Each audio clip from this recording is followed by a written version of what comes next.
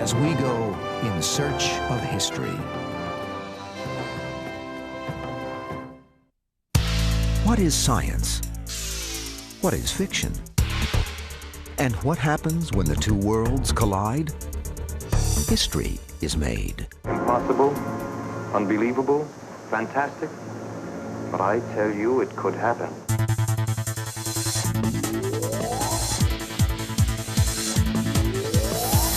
Rockets, cloning, robots, moonwalks, atom bombs, all started as futuristic visions of prophetic science fiction writers. And now, they're reality. Science fiction writers are predictors of the future. We discover how our future was taken straight from the pages of far-out books and magazines as we go in search of history for the truth about science fiction.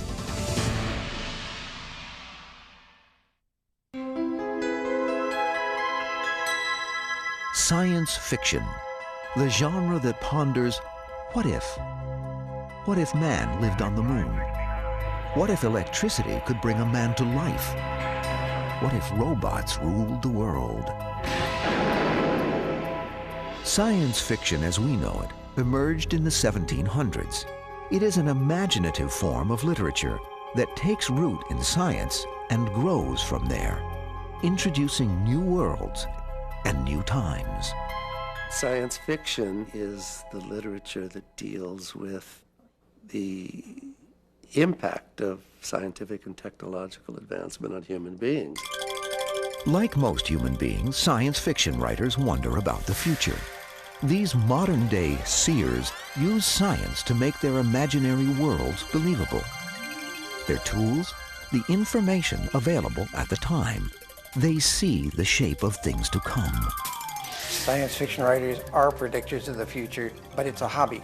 We don't get extra money for guessing right.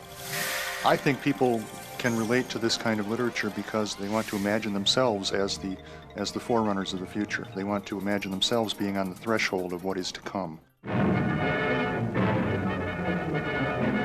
An interesting way to read history is through the writings of people who envisioned it before it happened.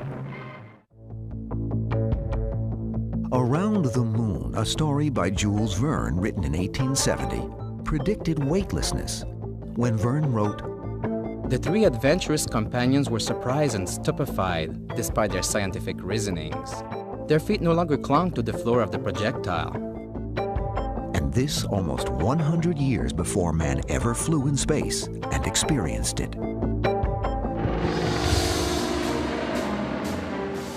Before flying by airplane had ever been achieved, H.G. Wells wrote When the Sleeper Wakes in 1899, describing battles between aircraft squadrons in this passage. He looked up with a start and saw the huge wings of the flying machine gliding slowly and noiselessly overhead. Wells even wrote about the airports the fleets of planes came from. The list of early visions becoming fact is astonishing. The Angel of the Revolution by George Griffith in 1893 described aerial battleships. In 1904, Rudyard Kipling's With the Night Mail predicted airmail. Edwin Ballmer's 1910 Achievements of Luther Trant detailed the lie detector. These glimpses of science fiction becoming reality are often the jumping-off point for many scientists. They credit the fiction in developing the real world of today and tomorrow. H.G. Wells and Jules Verne are the two men most often named the fathers of science fiction. Verne made a very interesting comment at the end of his life, comparing the two, because many people put them together and they call Verne the French H.G. Wells. And he said, no, he said, Wells invents, and I do not invent. Jules Verne's best-known stories are 20,000 Leagues Under the Sea, Around the World in 80 Days, and Journey to the Center of the Earth. He originally wanted to be a playwright, but couldn't make money at it. So Verne tried his hand at adventure stories for young readers in order to make ends meet. He was an incredibly curious man. I don't think he started out to be a writer of scientific popularization, but when it came along, he threw himself in wholeheartedly. Verne's first scientific romance, as they were called, 5 Weeks in a Balloon, is an adventure story about young people taking off into the unknown. In addition to the rip-roaring action, he included technical details about balloons and how they fly. After publication in 1861, Verne predicted the development of aviation with an astoundingly accurate vision of modern airplanes when he said in a speech, How can a balloon be made to face currents running at 6, 7, or 8 meters to a second? It is a mere dream. Though I believe that if the question is ever to be solved, it will be a machine which will be heavier than the air, following the principle of the bird, which can fly, though it is heavier than the air which it displaces. Science fiction is very important in stimulating scientific research and discovery.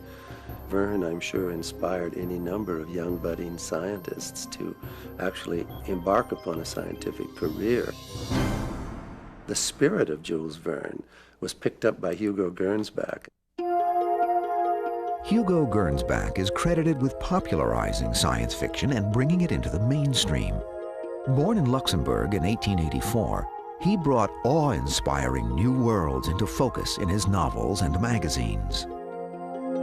Hugo Gernsback was an electrical experimenter. He was a man fascinated by radio, by aviation, by all of these wonderful new things that were happening at the millennium. In 1911, at the age of 27, Gernsback wrote Ralph 124C 41+, a romance set in 2660.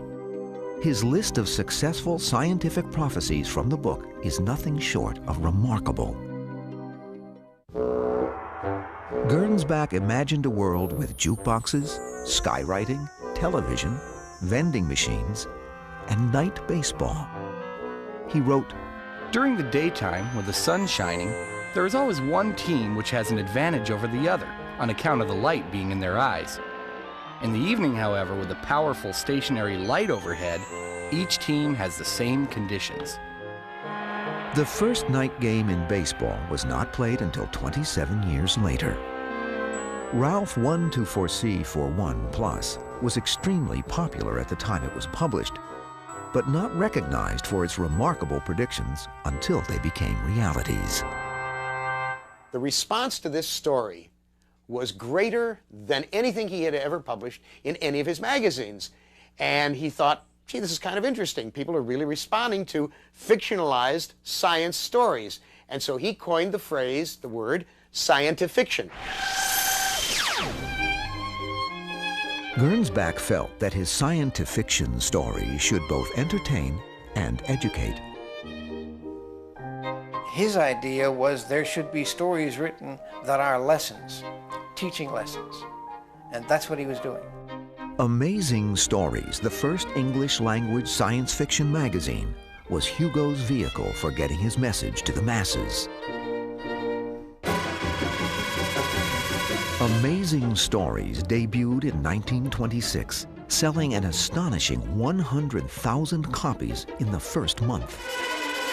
The magazine boasted, extravagant fiction today, cold fact tomorrow.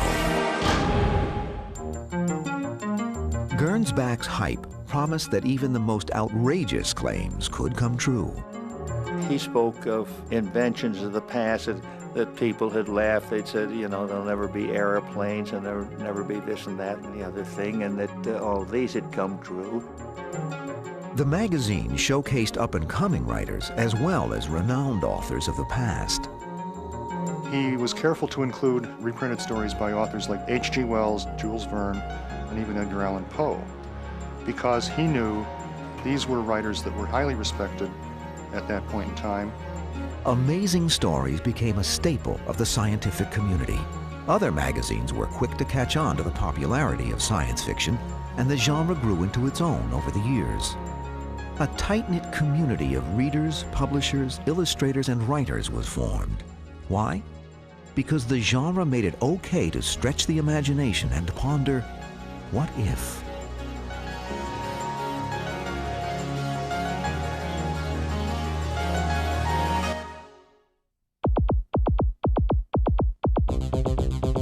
Imagine a world where machines walked, where they talked. I can perform 36 separate and distinct acts. And where they could think on their own. Introducing the robot. He's a robot. Without you, what could he do? There's no limit to what he could do. He could destroy the Earth.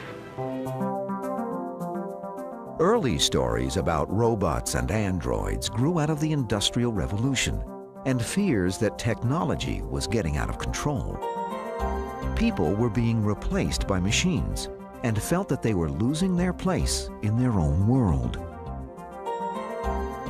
What are robots made for? For work, Miss Glory. One robot can replace 2.5 workmen. The human machine, Miss Glory, was terribly imperfect. It had to be removed sooner or later. These prophetic words come from Karl Čapek's Rossum's Universal Robots, or RUR. The play, written in 1921, is about soulless, manufactured servants who revolt and kill every human in the world. The word robot, Czechoslovakian for work, was introduced in this play. There is no escape from me. Inspired by science fiction, inventors dreamed of robots that would assist in the home. Yes, ma'am. Rolo, get. Robots would, however, assume much more practical jobs in the real world.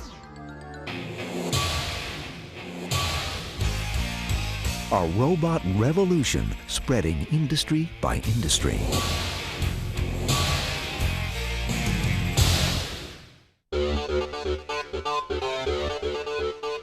Science fiction writers were also the first to embrace the possibility of combining humans and machines. Enter the cyborg. Short for cybernetic organism, the cyborg first appeared in fiction in 1950 in Raymond F. Jones's novel, The Cybernetic Brains. The story envisions human brains implanted into machines and used for their memory. Jones wrote, "Do you understand what that means? 2 million men and women living, thinking, tortured by despair, sentenced to an eternal slavery in the hearts of our machines." Science fiction writers have spoken many times of the idea of joining humans and machines as though these are two separate entities. And it has been rather grotesque as it's portrayed in fiction, because you can't really imagine how these two elements could be joined. If you're going to join gears and mechanical elements to flesh, it has to be grotesque. Yet science has replaced human appendages and organs with electronic prosthetics. There are pacemakers for weak hearts and cochlear implants to help the hearing impaired. A bionic hand wired to real muscles copies the movements of the human hand much better than a mechanical substitute. Other kinds of medical research and ethics have been a focus of sci-fi ever since Mary Shelley's Frankenstein was published in 1818. Dr. Victor Frankenstein himself wondered about creating his creature. The doctor's thoughts as Shelley wrote. Although I possessed the capacity of bestowing animation, I doubted at first whether I should attempt the creation of a being like myself. But I doubted not that I should ultimately succeed. Even though Shelley had no medical background, she still managed to intuit the role of electricity in the body. Today, the technology is used to restart hearts and save lives. In the 1991 movie Body Parts, an arm is grafted onto the body of a psychologist. In 1998, this fiction became a reality when a team of doctors took part in a groundbreaking hand and forearm transplant. A company has come to the Caribbean to film a classic tale of imagination, one in which conjecture comes frighteningly close to reality.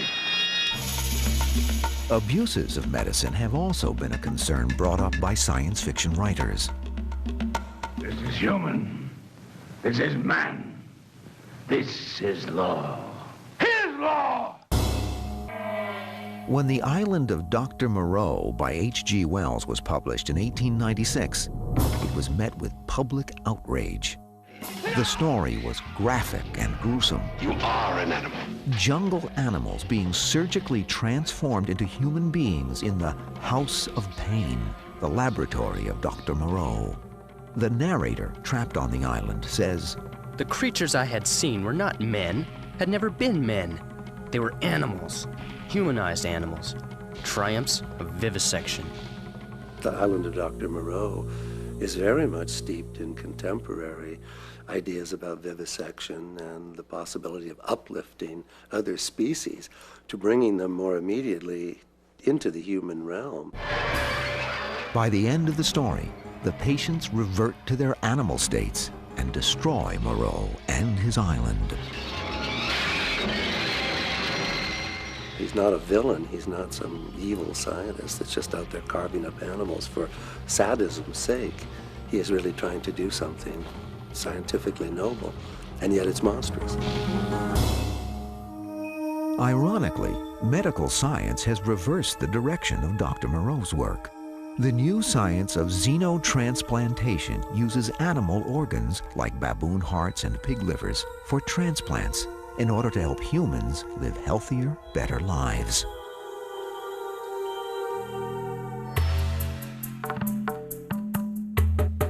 Since the discovery of DNA, another medical concern emerged in science fiction: cloning. These stories became very popular in the 1970s. Books like Richard Cowper's 1972 Clone and Kate Wilhelm's 1976 Where Late the Sweet Bird Sang led the charge. Also in 1976, Ira Levin's immensely popular The Boys from Brazil explores a plot to clone Adolf Hitler. He's alive. This album is full of pictures of him. Exact genetic duplicates. They're pure Hitler, bred entirely from his cells. The book took on new meaning in 1997 when a Scottish sheep named Dolly was the first animal to be successfully cloned. Cloning is really just the production of a genetically identical individual to an individual that already exists. And this is what was done in the Dolly experiments, where a nucleus was transferred from an adult to produce an identical fetus, an identical infant. With the technology already in place, many believe it is only a matter of time before human cloning is a common practice. The terrors of war are foreshadowed in science fiction. H.G. Wells led the charge. He had this sense of apocalyptic doom.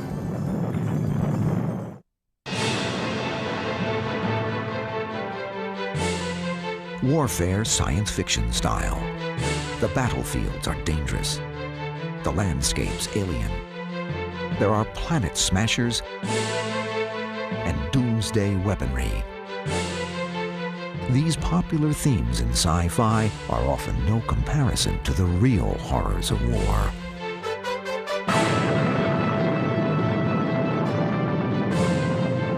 In 1945, the atomic bomb ended the most destructive war in history. But long before the devastation at Hiroshima and Nagasaki, atomic power was the stuff of literary nightmares. The bomb was absolutely unapproachable and uncontrollable until its forces were nearly exhausted, and from the crater that burst open above it, puffs of heavy, incandescent vapor were flung high and far. These prophetic words come from the 1913 story, The World Set Free by H.G. Wells. It was in this book that he coined the term atomic bomb. Best known for his novels The Time Machine and The War of the Worlds, Wells was an Englishman, an author, a journalist, sociologist, historian, and a scientist. He was a student of Huxley, the biologist, studied at the University of London. He came from a lower middle class family. He had to really scrape and grub to get where he was. Obsessed by war, Wells was torn between two visions, salvation and destruction. Wells could not ignore the signs of impending conflict in the world. Governments were concentrating on developing bigger and more powerful weapons, so it was easy for Wells to extrapolate and create his fictional devices.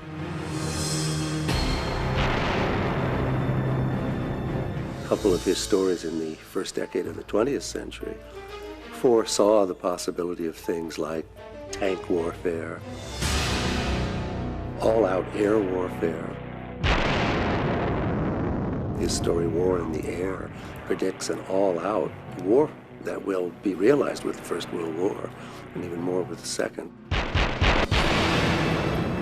He had this sense of apocalyptic doom, if you will, that he grappled with all his life. Later he was trying to find solutions for this, but he had no illusions about the nature of human beings and their capacity to destroy each other.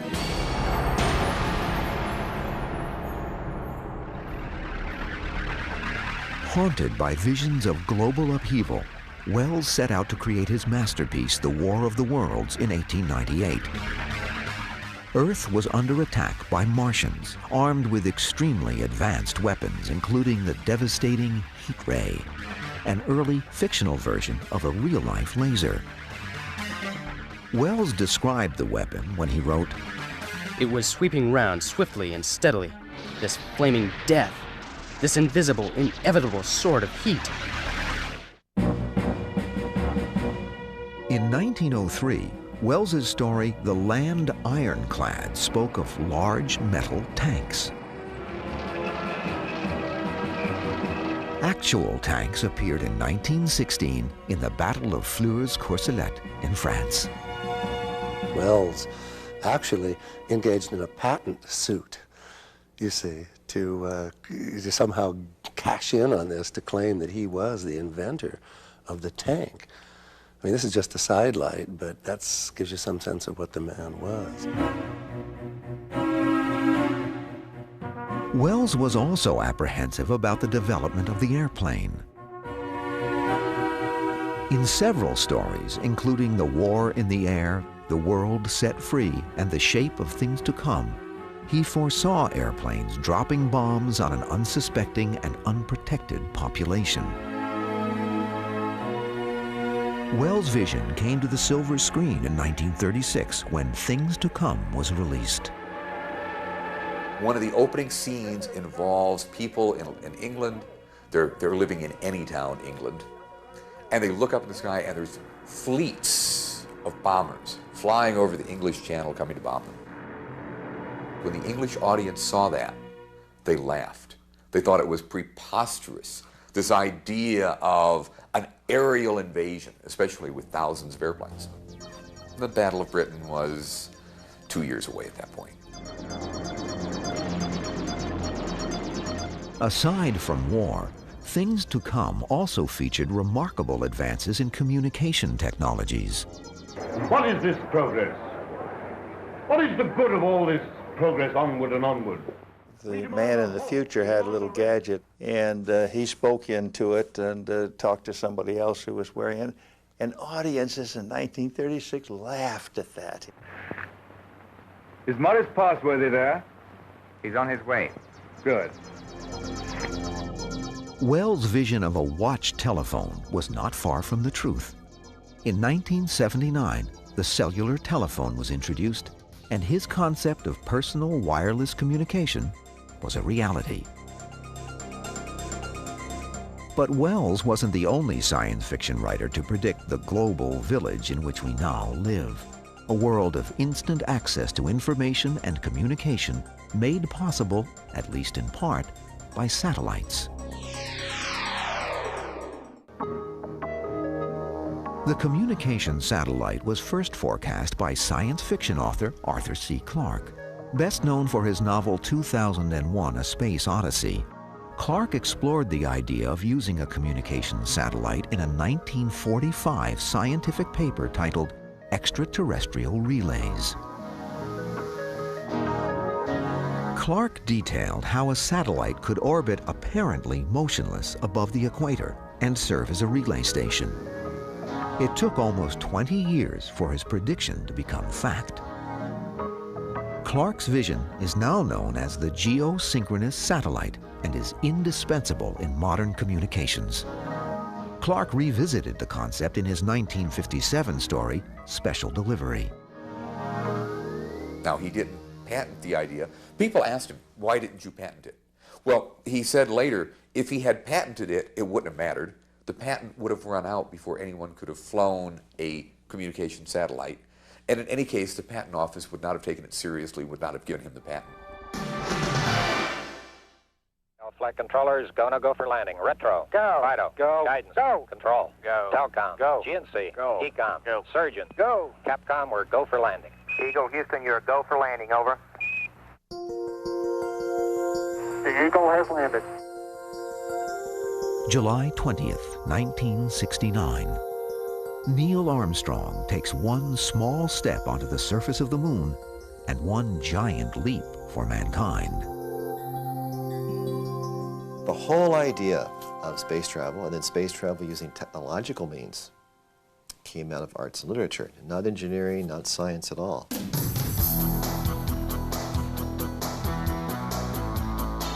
The founding fathers of modern rocketry and astronautics all credited Jules Verne with having started their ideas for even thinking about space travel. Verne's From the Earth to the Moon was published in France in September 1865. The story was one of the first that described a moon flight using a space vehicle. It is perhaps reserved for us to become the Columbuses of this unknown world. Readers saw Verne's tale of a spacecraft piloted by Americans as pure fantasy when he wrote, I find that a projectile endowed with an initial velocity of 12,000 yards per second and aim at the moon must necessarily reach it. The truth is, Verne predicted more than even he could have imagined. His rocket takes off from a place very close to where Cape Canaveral is today on the tip of Florida.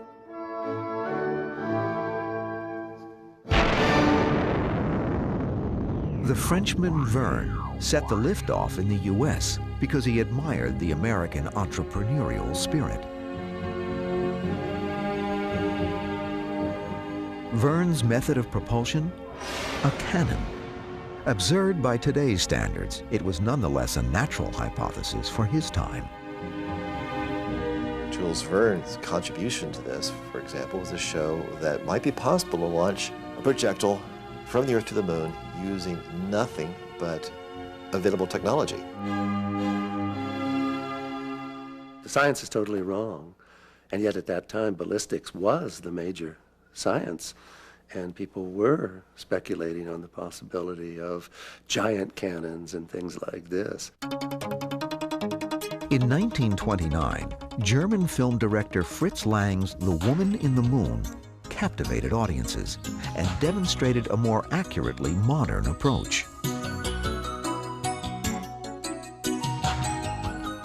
It was a major motion picture, big film. A lot of money went into it. They put a lot of effort into trying to get it right.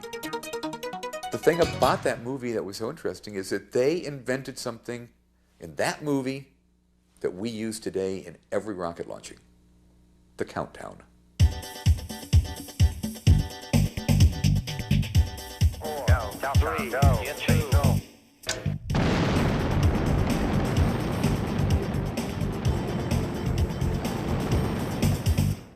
It was the first countdown for a rocket launch in history that anybody knows of. Even Jules Verne missed that. He counts up.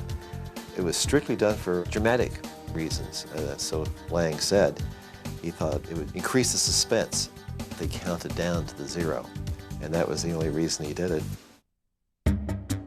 The spacecraft was designed by real rocket scientists Herman Oberth and Willy Ley. While Ley later defected to America, Oberth developed the V-2 rocket program for the Nazis. Their work on the film was so close to reality that The Woman in the Moon was withdrawn from exhibition in Germany during World War II in the interest of national security. It was the first space movie ever made that was based really consciously on real rocket science, which is one reason it looks so good. 5, 4, 3. Across the ocean in America, the motion picture Destination Moon, based on a story by science fiction writer Robert Heinlein, was released in 1950.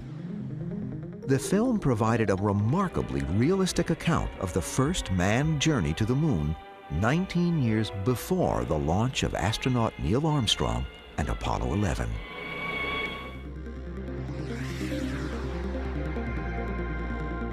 In Destination Moon, Robert A. Heinlein had a complete lunarscape. Nobody had ever set foot on the moon. He took photos and he composed this set from a series of photos that had been taken. It was as if we were there. Heinlein really did the world a favor. They wanted to turn it into a musical when they got to the moon, to find moon maidens there and have them dancing around and so on. And he put thumbs down on that, so we got a really serious film. It paved the way, I really think, for the space program. Man on the Moon. The landing took the science fiction world by storm. This was indeed science fiction becoming science fact. I had a piece of paper and a pen, and I had an audio recorder. I wanted to record that magic moment. And I found myself saying, vindication.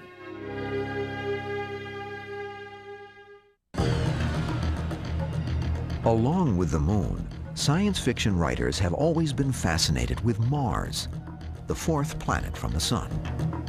It's very easy to figure out why I got interested in space and things like that. The book was called The Exploration of Mars. And in there was a single painting by Chesley Bonestell. It was a realistic scene.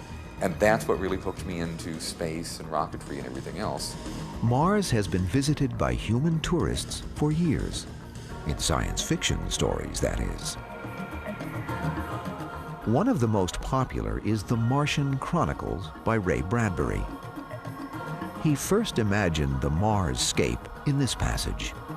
Beyond the marble amphitheater lay little towns and villas. Pools of silver water stood motionless, and canals glittered from horizon to horizon. Bradbury's vision of Mars is not exact, but scientists at NASA and the Jet Propulsion Laboratory in Pasadena, California, have determined that Mars is the most likely habitat for life beyond Earth. Some readily admit that they are inspired and informed by science fiction. I find for me to be effective, for example, in building an instrument to send to Mars, I have to think like a Martian. Now, I can read Bob Zubrin, I can read Johnson's point reference design for going to Mars. I learn a lot more by reading Kim Stanley Robinson and getting into the head of people that might live on Mars and what they'll see and do and experience. Thinking about and reading about people on Mars coping with that environment helps me get an intuitive feeling for it that is much better than all the equations I can write down.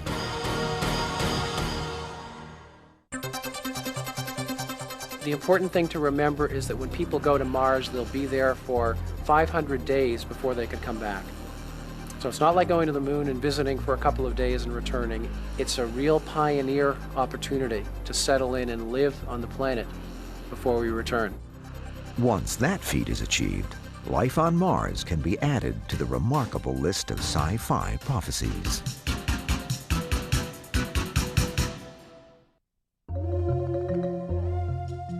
Not all of the marvels imagined by science fiction writers have come true, yet.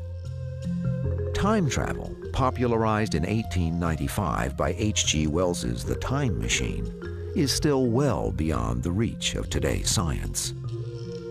The little hands upon the dial that registered my speed raced around faster and faster, and consequently my pace was over a year a minute. Wells was doing something that nobody else did at that time, and the idea of time travel, we might have had it before. People would get hit on the head, or people would fall asleep and they would wake up somewhere else. But here he actually devised a machine and a theory behind how that machine would go from the present to the future.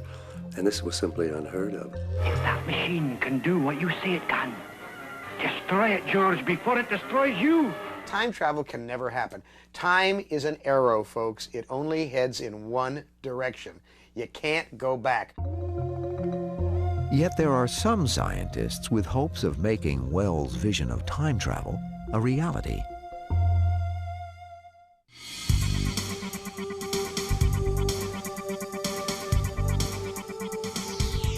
Another science fiction invention that hasn't yet been achieved is faster-than-light travel. Science fiction needs a way to travel to other planets and other stars.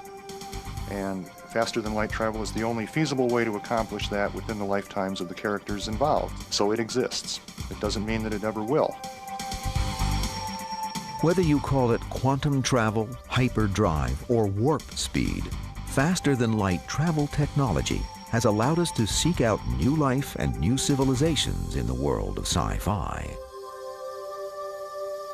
Typically, in any good story, you're allowed one gimme. One thing that, well, okay, we don't believe faster-than-light travel is possible, but you can have it for this story. While time travel and faster-than-light speeds are firmly beyond today's technology, there is one fantastic vision on its way to becoming a reality. Cryonics, a bizarre marriage of science fact, fiction, and hope. Inspired by R.C.W. Ettinger's novel, The Prospect of Immortality in 1964, cryonics involves freezing dead bodies in liquid nitrogen and keeping them in storage. The goal? Resurrection, as Ettinger described. Centuries may pass, but to him there will only be a moment of sleep without dreams.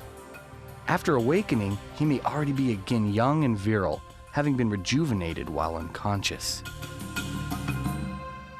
The people who are the scientists who work for Alcor and these cryonics foundations still credit this man as being their patron saint, the one that gave them the idea. Cryonics is a partially realized science fiction vision. We know how to freeze the bodies, but we're not yet able to bring them back to life. But for now, cryonics is seen as a win-win situation. On a risk-reward basis, there's nothing that can be said against it. Considering that you're already clinically dead when you're frozen, the risk is really not very significant. The cost is not very significant. The rewards are certainly immense.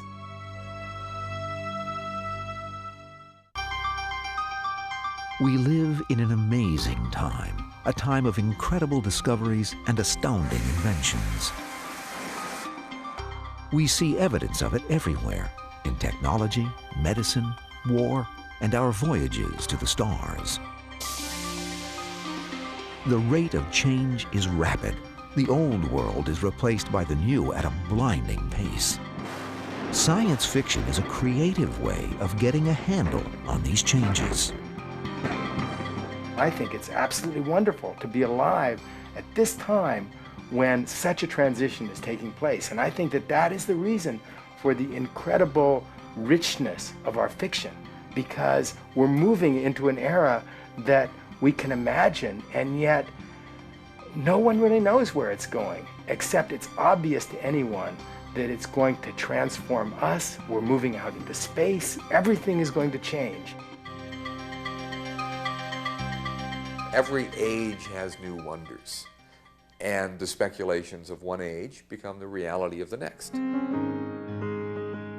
While no one knows exactly what the future will bring, some writers may be able to give us a glimpse of the worlds to come.